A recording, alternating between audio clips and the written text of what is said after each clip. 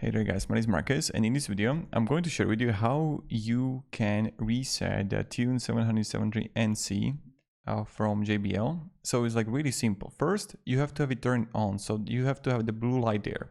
Then what you want to do is just hold the minus and plus button at the same time and hold it for about like 10 seconds, and then it's going to turn off. See? And then it's going to power on. And this way you just do a factory reset and it's going to pair again. So again, you're going to go here,